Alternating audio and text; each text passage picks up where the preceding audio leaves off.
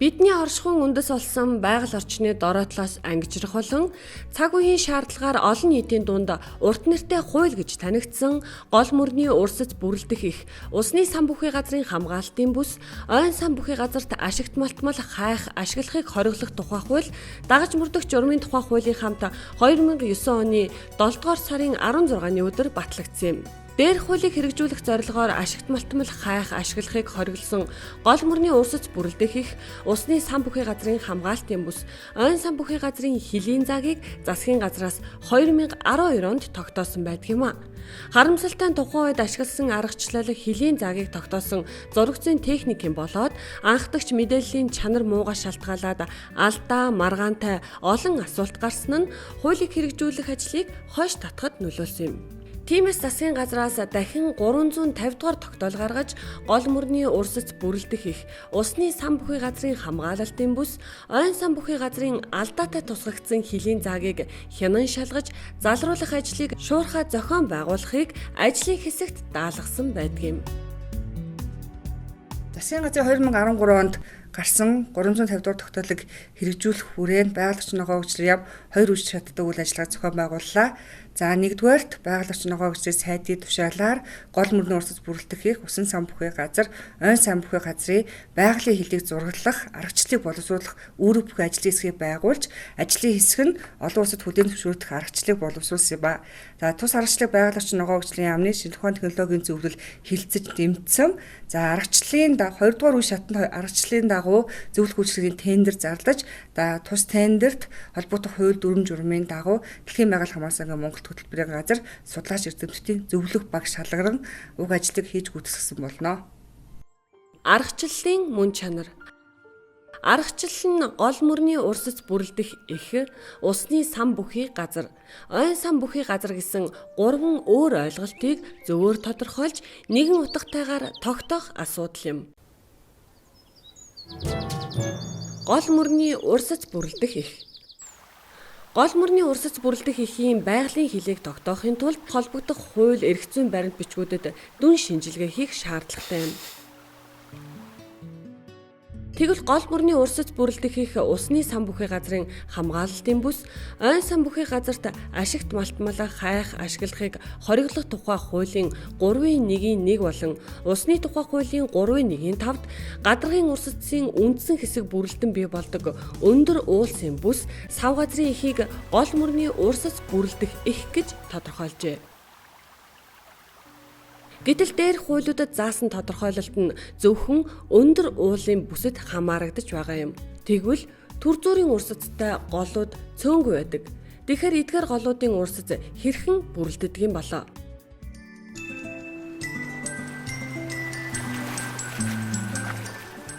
Усны гадаргаас ууршилт явагдсанаар тэнгэрт үүл хуралдаж байгальд бороо юм уу цасны хэлбэрээр хур тундас орж байгаа нь.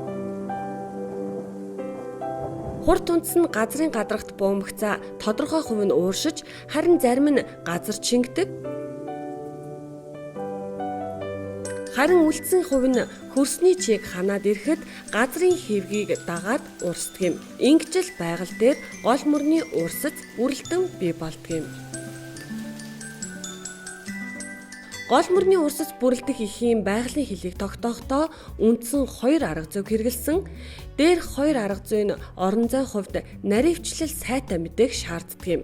Тиймээс дээр дурдсан наривчлал сайтай дэлхийн мэдээг Монгол орны хэмжээнд шууд авч ашиглахын тулд Монгол орны цаг уурын 75 станцын олон жилийн агаарын температур болон хур тундасны урт хугацааны хэмжилтийн мэдээтэй харьцуулж баталгаажуулсан билээ.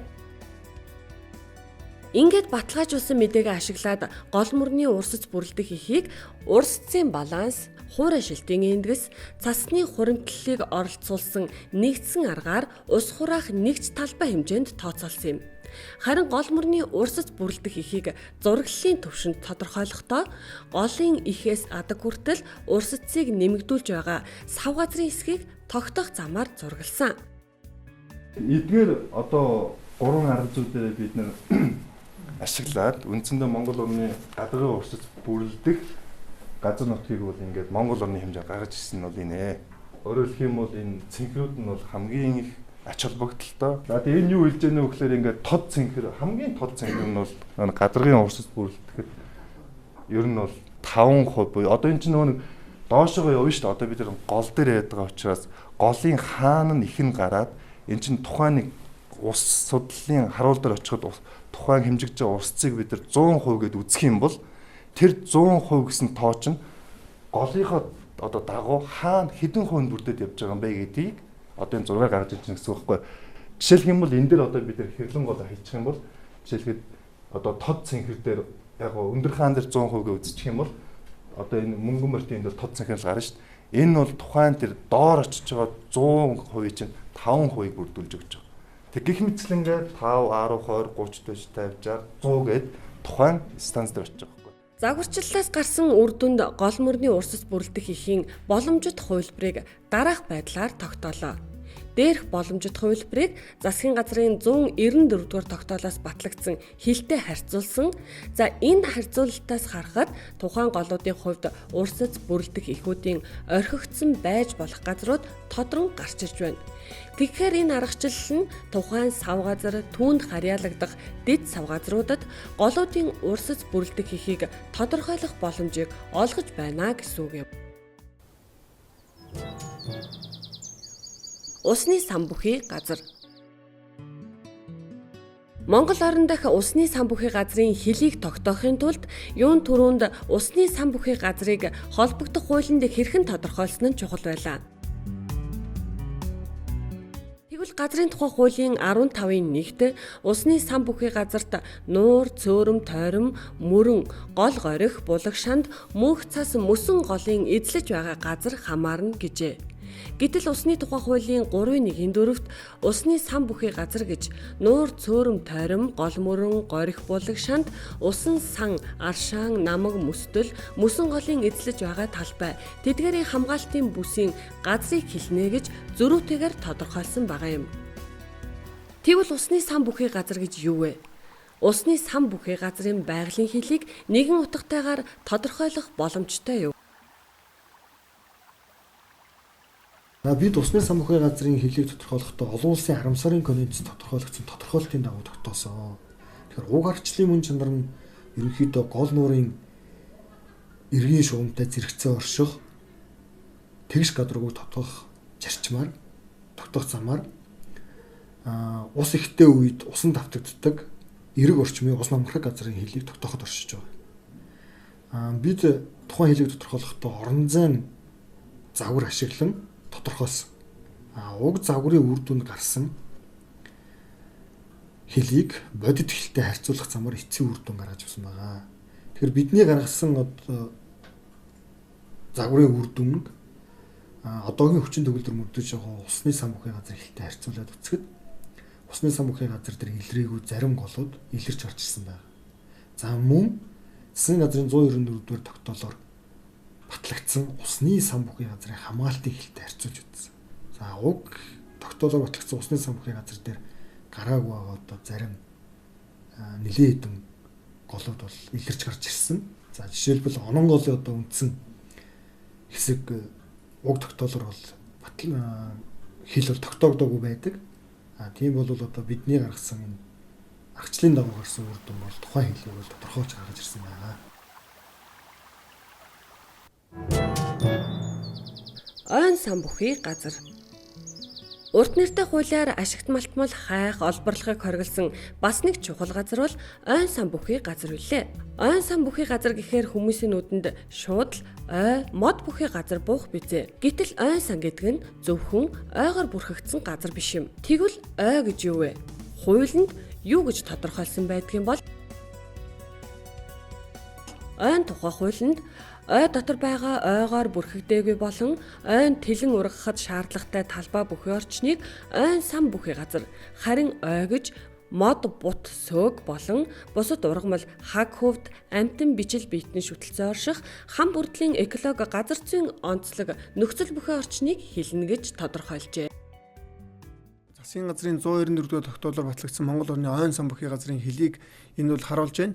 Жишээлбэл энд энэ цаад зураг нь бол өндөр наривчлалтай хэмэл дагуулын мэдээ байгаа юм. Эндээ та бүхэн харж байгаа. Одоо энэ шар өнгөр бол Монгол орны ойн сан бүхий газрын хил байгаа. Гэвч энд бол ингээд давхар ой байх жишээтэй. Монгол орны ойн сангийн хил дээр бол энэ ойн ой бол ороогүй байх жишээтэй. За тэгээд 30 метрийн өндөр наривчлалтай хэмэл дагуулын мэдэн дээр харахад энд бол тэр ой нь бол яг хилээрээ бол ингээд сайхан зурагдсан байх жишээтэй. Энэ бол дэлхийн ойн бүрхчин мэдээ. За энийг давхар миний түрүүний ярьсан тэр Bing Mang буюу орон зайн өндөр наривчлалтай хэмэл дагуулын мэдээний шалгаа үзэхэд энд бол ой байна гэж гараадсэн баг шээ. Түүнчлэн дээрх зураглалаа дахин нягталж дараагийн их усүрийн мэдээлэл болох Монгол орны экосистемийн зураг болон Монгол орны газрын бүрхөвчийн зурагт үзэхэд холимог ой гэдэг нь батлагдсан билээ. Мөн дэлхийн газрын бүрхөвчийн зурагт модлог ургамал бүхий газрын бүрхөвчийн ангилалд буужээ. Түүнчлэн бусад шаардлагатай зураглалуудтай олон дахин жишиж шинжиж үзсний үндсэн дээр ойн сан бүхий газрын хилийг сайжруулах дараах аргачлалыг гаргасан юм а. Аргачлал үндсэн 2 үе шаттай хийгдэж байгаа бөгөөд эхнийх нь үндсэн мэдээлэлтэй харьцуулах бол хоёр дахин дэлхийн ойн бүрхөвчийн 30 метрийн мэдээлэлтэй харьцуулах юм. Бидний хэрэгжилж байгаа арга зүйн юугаараа даваа талтай юм гэхээр ер нь бол бид нар сансрын технологиг ашиглаж байгаадаа илүү наривчлалтай гэж хэлж болох юм. Монгол орны газрын бүрхүүчийн ангиллыг яг 2000 оны мэдээгээр 2013 онд модис хэмээл дагуулын эндээ ашиглаж тогтоосон байдаг юм байна. Бид нар бас энийг бас байрлуулж явсан. Учир нь дэлхийн ойн бүрхүүч чинь өөрөө ямар нэгэн цоо утгаар биш. Тухайн нэгж талбайд 100% ой бүрхүүчэйг 100, нэг хүн бүрхүүчэйг 1 онцсон. Тэгэхээр нэг хүртэн ч гэсэн ой гарч ирээд энэ доромт тал руу нэлээд их ой хэмжээ гарч ирсэн учраас бид нар бас энэ Монгол орны судалгааны материалыг бас байрлуулсан. Нийтдээ бол яг хөө нэг 7 их сурвалж материалтай харьцуулж үзсэн.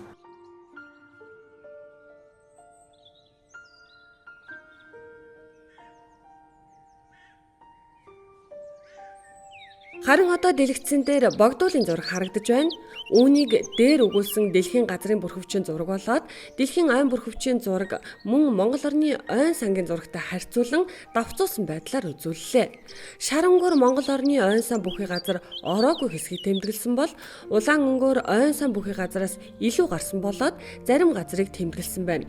Ингээд зургаас харахад Монгол орны ойн сан бүхий газар ороогүй газрын хажууханд мөн л ой илэрсэн байгаа юм.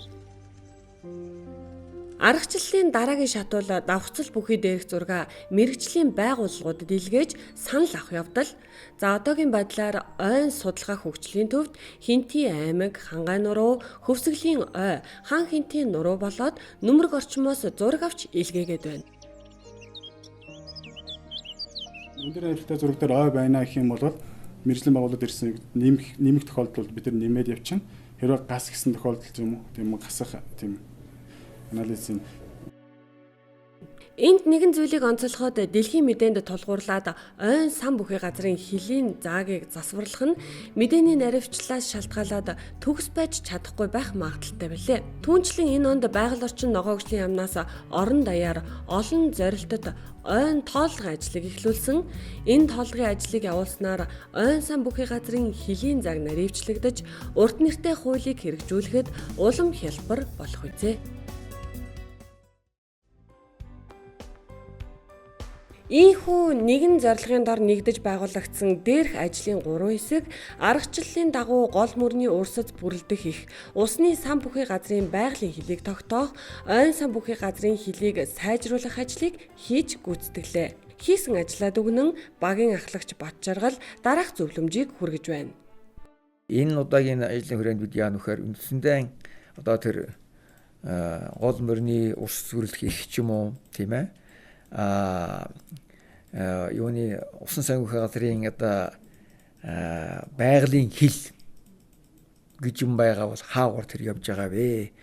Ойн сан гэж бидний нэрлэж байгаа хуулиар тогтоосон тэр ойлголтын хүрээнд тэр хил зааг нь хаагур явж байгаа гэдгийг байгалийн шинэ зохион үндэстэйгээ тэр байгалийн зааг нь гаргах гэж оролдоно. Түүнээс яг одоо ийм гэдэг зурус буур ингэж зурвсаар одоо бүр цэг нэгүрийг заах энэ бол үндсэндээ захиргааны аргаар хийх асуудал.